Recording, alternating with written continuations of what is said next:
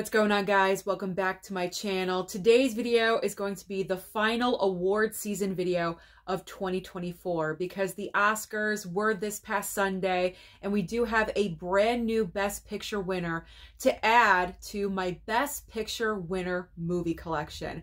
So that is what I'm showing you today. I'm showing you and updating you every single Best Picture winner in my movie collection. I believe I did this video last year or a couple of years ago, and since then I have acquired more Best Picture winners, so it is time for an update. Now, unfortunately, I do not own the very first Best Picture winner, which I believe was Wings. I do not own that one. There's still like a handful of movies I still do not own as far as Best Picture winners, but I do have a pretty decent amount, and I am proud of my collection. So I'm starting off, and I am, by the way, I'm going in order this time. I don't think I went in order last time. This time, I'm going in order. So I'm starting off with a film that came out, because this is a Criterion, and the year is very easy to spot. This film came out in 1934, so I believe this was the 1935 Best Picture winner, and it is It Happened One Night. This is the earliest Best Picture winner that I own, so we're starting from there. So there we go, It Happened One Night, Criterion. I also do have the 4K because that came in one of the Columbia Classics 4K box sets. So I do have a couple of copies of It Happened One Night. So I chose the Criterion to show off.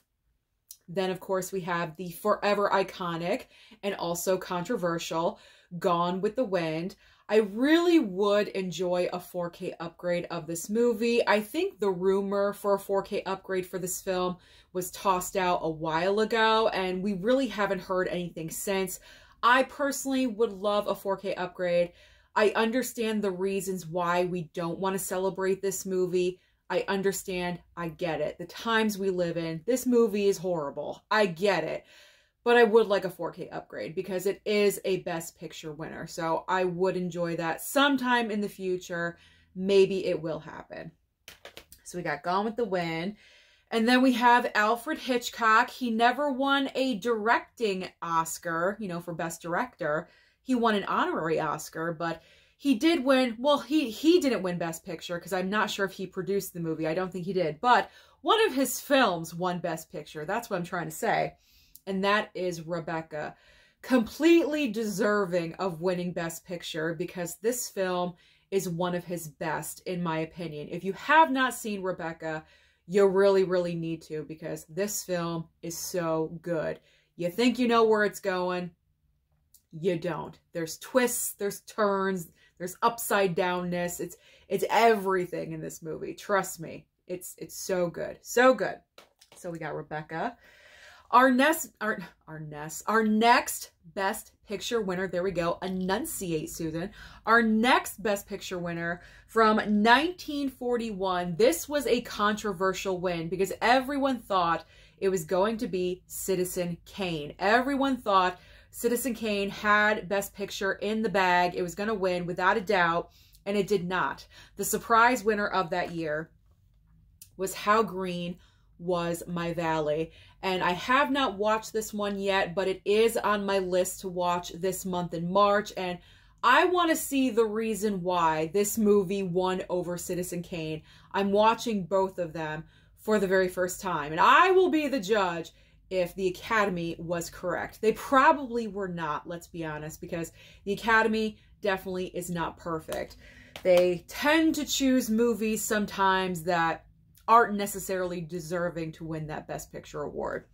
Okay, then we have Mrs. Miniver. Plastic, as you can see, is still on here. A subscriber sent this one over to me, and I have not yet watched it, so I'll keep it in the plastic until I do. And then, of course, we have the ever iconic, does it say the year? Yes, 1943 Best Picture winner, Casablanca. Oh, and I love how they have, like, with the 4K slips, they have, like, the little Oscar down in the corner to signify that it is a Best Picture winner. I like that touch. I really, really like that. It's classy. You know what I'm saying? I like that. It's It's such an iconic movie. Everyone should have a copy. Okay, up next, All About Eve. I've not yet watched this Criterion. I've had it in my collection for a couple of years. I do plan on having a Bette Davis watching month because I think I do have enough movies to give her her own month.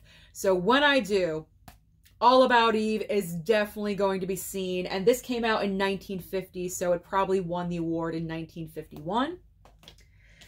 Then, From Here to Eternity. This is a part of the Columbia Classics, Volume 3. This one in 1953. There we go. Another Criterion that I have seen with Marlon Brando, On the Waterfront. This one is so good. I highly recommend, if you have not seen On the Waterfront, you are missing out and you need to check this out. This came out in 1954, so it most likely won in 1955 because that's how award season works. There we go. Then we have Marty. Was this like a surprise Best Picture win or something? I'm not really sure. I don't know anything about this movie. I haven't seen it yet. It came out in 1955, so 1956 win. But yeah, I haven't seen it, but it doesn't seem like the kind of movie that would win Best Picture. I don't know. I'm going off of looks alone here and like what the slipcover looks like. It could be a fantastic film. It probably is. It won Best Picture for a reason, so I gotta watch it and definitely check that one out. Then we have the Steelbook of the Bridge on the River Kwai. I still have not checked this one out, so I need to. Up next is Gigi. This one was sent over by a subscriber. They probably knew I needed it for my Best Picture collection, so thank you to whoever sent this over. I still gotta watch the darn thing, but trust me, I will. I will. Next up is The Apartment. This movie is really good, and I'm kind of surprised it won Best Picture. Now, granted, I'm not really sure what other movies were nominated at the same, there we go, enunciate, Susan, nominated along with this film. But I don't know, when I watched the movie, I already knew it won Best Picture, and when I saw it for the first time, it didn't seem like an obvious Best Picture win. Don't get me wrong, it's a great film, it's solid. Shirley MacLaine is so charming in this movie. It's really well done. But I don't know. I got to see the other nominees. But it's a great, like, outside of the box choice. I will say that. To kind of, like, give the Academy some kudos for choosing something not so obvious, I guess. Then we have ever classic West Side Story.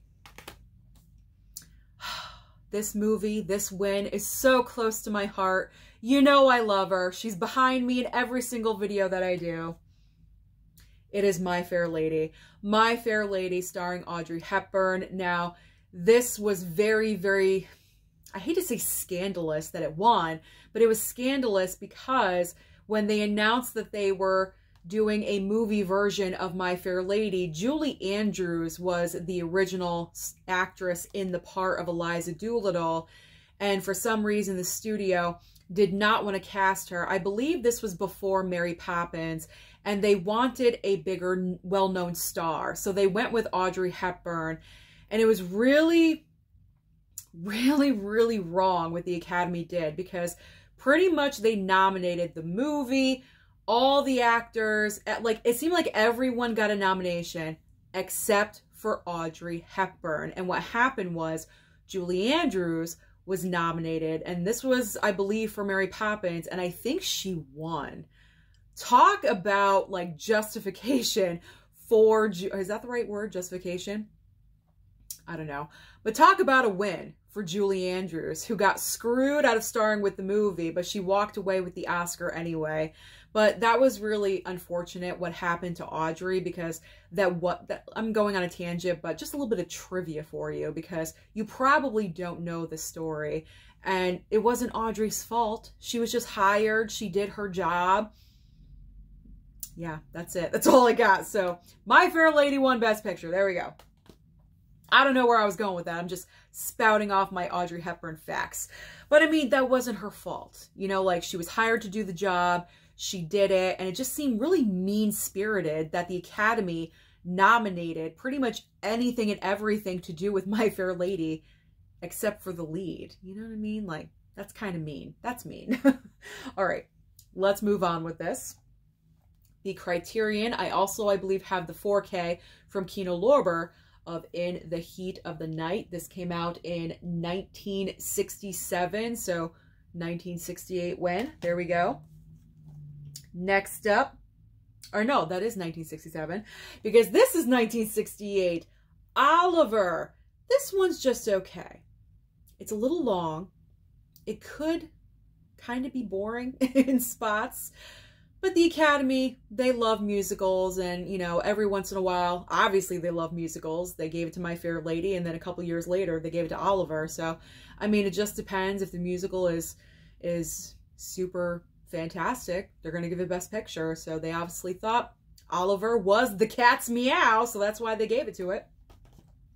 I don't know. I'm rambling. All right, next up, Criterion, we have Midnight Cowboy. I still have to watch that one. Patton. This was a pickup for me this year. It was very, very cheap. I think this was one of my pickups in Best Buy when they were putting out like random older titles for like $3.99. And I was like just scooping things up because I knew I needed Patton for my Best Picture movie collection. And I think it was like $5.99. It was so cheap. And I said, you know what? Yes, I'm grabbing that. So I'm covered. I've got Patton. Let me straighten out my pile here. I don't want all my movies falling over. We don't want that happening. Okay. The Godfather. The ever iconic The Godfather. Now we're in the 70s, I believe, because that's 70. Then we have The Sting with Paul Newman and Robert Redford. Yes, there we go. Still gotta watch this one. I gotta watch that one still. And then Godfather Part 2. I personally prefer the first Godfather. Everyone goes nuts so crazy for Godfather Part 2. I just think there's too much going on with two separate storylines in the past and the present, and I just prefer the first one. I think the first movie is one of those films that is perfection. You really can't do anything to the film to improve upon it, and I don't know. I'm not the biggest fan of Part 2. Hot take, I know, but that's my personal feelings. But I think we can all agree on Part 3, so that's fine. We'll just leave that one. Even though Part 3 was nominated for Best Picture, when I cannot even believe that. How that was not, like, was there a lack of choices? I don't know. Like, that just seems insane to me, how that got nominated. Okay, so let's shift things around here. I'm sorry. I'll be back in just a second. Okay. All right. I have limited space. I have to do with what I have. Alrighty. Here we go. My man, you know, well, I have a couple, but this is my main man.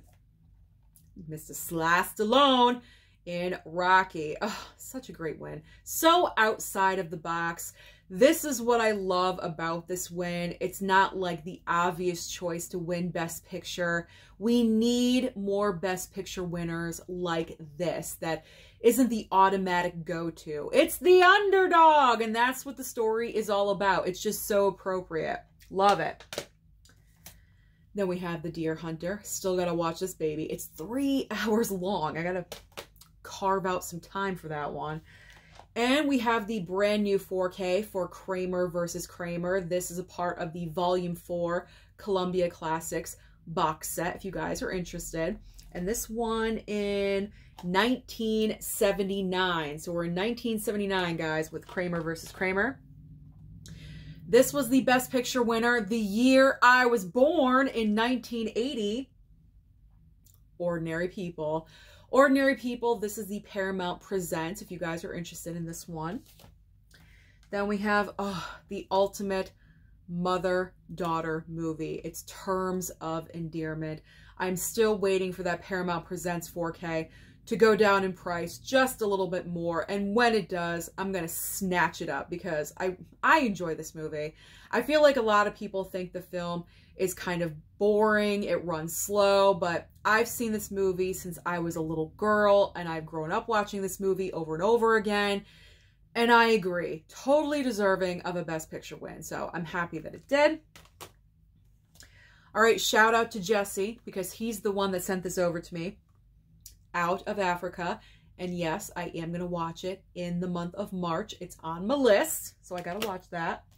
Along with Platoon, because I've had this in my collection for years, I feel like, and I still have not watched it. So Platoon is definitely on the watch list. And someone sent over the DVD Criterion copy of The Last Emperor. I had no idea that this won Best Picture at all whatsoever, so I definitely got to check that one out soon. Then we have the 4K copy of Rain Man. There we go. Dances with Wolves. I picked this up at Target when Target had Steelbooks. When Steelbooks were like kind of sort of making a comeback like 2.5 years ago, that's when I picked this up. So it's been a while. All right, here we go. 1991, The Silence of the Lambs. I consider Silence to be a horror film. Some people don't. Other people say it's like, you know, psychological thriller or crime thriller, which I totally get that. It's all about your perspective of what you think it is, but I mainly think it's psychological thriller, but also combined with horror. It's everything in my opinion. And I'm so happy a movie like this won Best Picture, because we're so used to dramas always winning year after year. So a movie like this to win, it was refreshing. Okay, so now we're at the Eastwood collection here, and I have 2 Best Picture winners in here. I thought I had the singular copy of $1 Million Baby, but I guess I do not. I have it in here in the Eastwood collection. So I have 2 Best Picture winners in here. I have $1 Million Baby, that I said right here, and then also Unforgiven is in this little 4-pack as well. So I have 2 in 1. Then obviously Schindler's List, got the nice 4K steelbook. Forrest Gump 4K, that was what, 1994 I believe. Then we have Braveheart, and of course James Cameron's ever epic Titanic. Mom still does not enjoy it, okay? Then we have the ever controversial pick of Shakespeare in Love over Saving Private Ryan. This was one of the biggest mistakes the Academy ever made. This, along with picking Crash over Brokeback Mountain. I feel like that is the biggest mistake the Academy has ever made awarding Best Picture. But this is like second runner-up, because compared to Saving Private Ryan, Shakespeare in Love is nowhere near. No, it's not even in the realm. It's not even in the arena as good as Saving Private Ryan. Saving Private Ryan. I mean, that opening sequence alone in that war film is so well done and so epic. It is absolutely amazing, the achievement that Steven Spielberg managed to make in that film. It's absolutely incredible. Shakespeare in Love won because Harvey Weinstein bought the Academy, pretty much. That's why it won Best Picture. That's why she won Best Actress. I mean, that's the reason. And I'm going to leave it there, because with that, you know, with him, I don't want to mention him anymore. I don't want to give him any kind of, you know, credit to his name, because he doesn't deserve it. But the Academy was bought, is all I'm saying. And this was not deserving of a Best Picture win at all whatsoever. Nominated, yeah, okay, I can kind of see it, but win, no. Then they kind of redeemed themselves the next year with the win for American Beauty. There we go. Or, you know, whatever. I might be missing a movie or two. I'm not really sure if they're back-to-back winners. Then we have Gladiator with Russell Crowe. I still need to watch this. And trust me, this month in March, I'm watching this thing. I'm watching it. Then we have A Beautiful Mind. One of my favorite musicals. It's this and Rocky Horror Picture Show. You guys know what it is. I love and adore this musical. It's Chicago, baby. It is just so, so well done. Renee Zellweger is a revelation in this film. Catherine Zeta-Jones is so incredible and so amazing. Absolutely love her. It was perfect casting. Perfect casting for this film. And I'm totally behind that Best Picture win, because that, talking about an achievement, That's an achievement. That was well done. That was well done. This may surprise you, but yes, I do have a Lord of the Rings winner. I think this is the only Lord of the Rings because someone probably sent this over for my Best Picture winner collection. It's the Lord of the Rings, Return of the King. So yes, I do have a copy of that. There we go.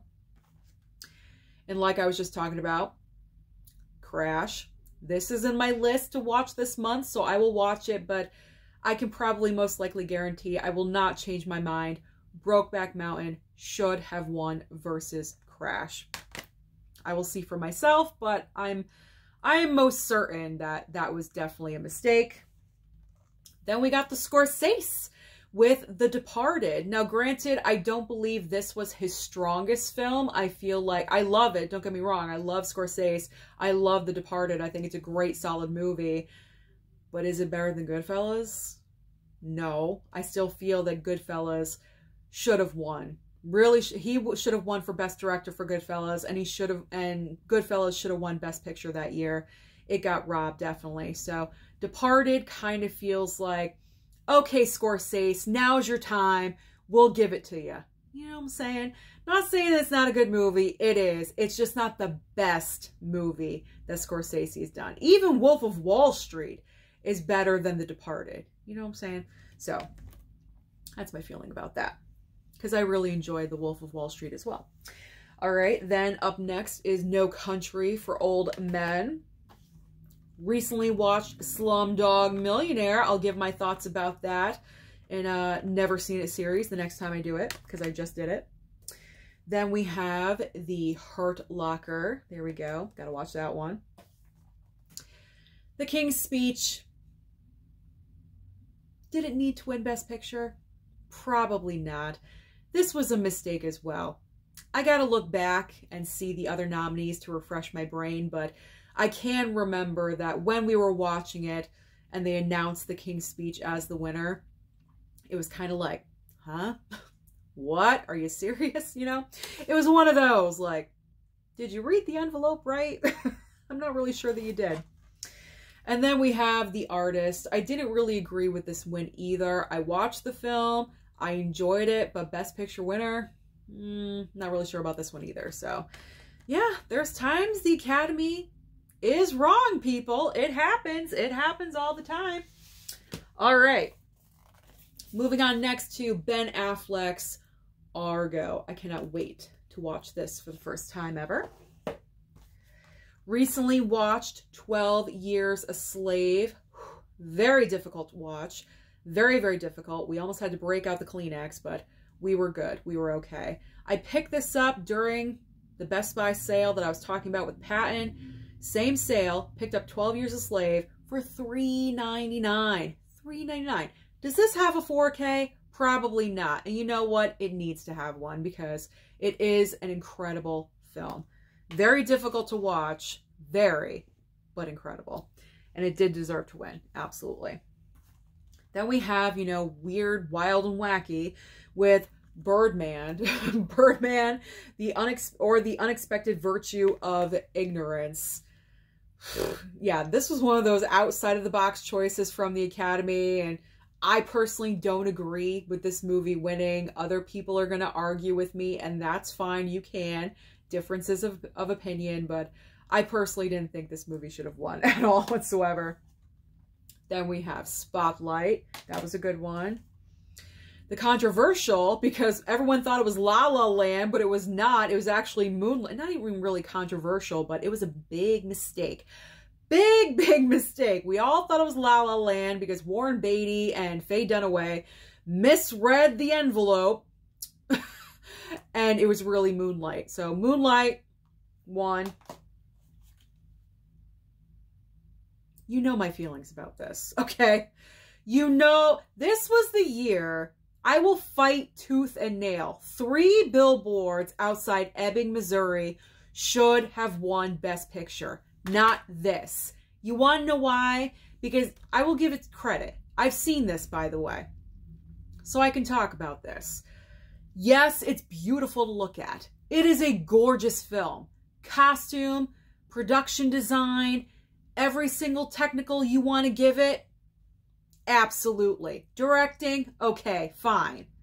But at the end of the day, the basic plot line of this movie is a woman having sex with a fish. How does that win Best Picture?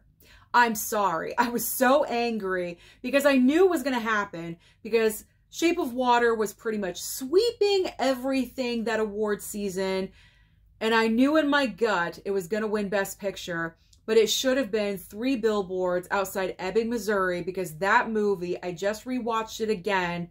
It is still fantastic. It holds up. It's emotional.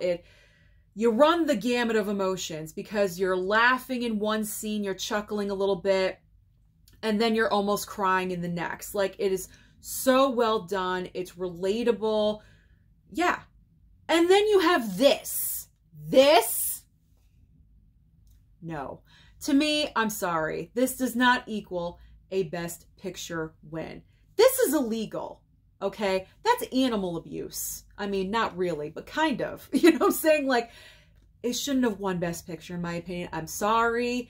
If you love The Shape of Water and you want to defend it, great. That is fine. But I'm entitled to my opinion as well. And that year, in 2017, the Academy was wrong. 2017 or 2018, the Academy was wrong. No. No. No. I'm not going to co-sign with a woman having sex with a fish. Let's just move on from there to the very safe choice of Green Book. This year, there was tons of movies that could have possibly won. Roma was the front runner. Then you had Bohemian Rhapsody. You had A Star is Born, you know, the remake with Gaga and Cooper. But Green Book won. The most safest choice on the board. Granted, I enjoyed the movie, but it was so safe of a choice. Extremely disappointed in that one. All right, then we've got Parasite, the first foreign film, or should I say international film now, the first international film to win Best Picture, and very deserving. It was down to Parasite or 1917, and I would have been happy with either one because I enjoyed both movies. But I think Parasite really did deserve to win. I think the right movie won in this case. Then we got Nomadland. Nomadland with Frances McDormand. It just seems like anything Frances is in turns to gold. Oscar gold. Last year's Best Picture winner. Everything, Everywhere, All at Once. And finally, our newest member to the collection. You know it, you love it. Or I know it, and I love it anyway. It is Oppenheimer. Oppenheimer is brand new to the Best Picture winner collection. So congrats, Christopher Nolan. You finally did it. You finally made it. You have a Best Picture winner. I really enjoy the movie still. I know some people, several people comment it's too long, it's too boring, but you know what? This is historical. This is history. You know, I was going to say historical history, and I'm saying the same thing twice. This is history. This happened, and what occurred in this movie changed everything that we know forever, because this one man was able to create something that no one else was able to create. Try it again. Try watching this movie again. And after a second time, if you don't enjoy it, fine. I completely understand it. But you know what? Some people say they don't understand it because of the physics, the technical talk, I guess what I'll say, the technical, I'm not starting over, it's the end of the video. The technical terms that everyone is talking about, it's too complicated. Do you think I understand physics? No, not at all whatsoever.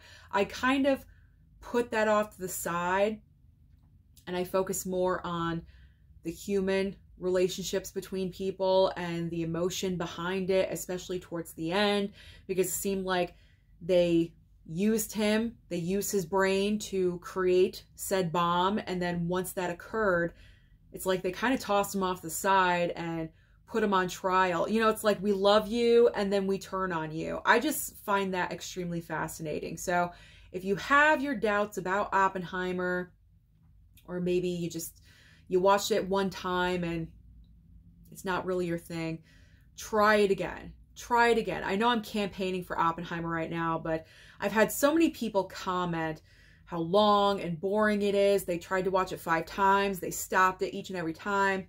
And try to look at it in a different lens, from a different point of view, because maybe that'll help you out. But here we go. The most recent Best Picture winner is Oppenheimer. So those are all of my current Best Picture winners in my movie collection. So comment down below and let me know if you have a Best Picture collection. How many do you own, and which Best Picture is your current favorite? Don't forget to like and subscribe before you leave, and I'll see you next time.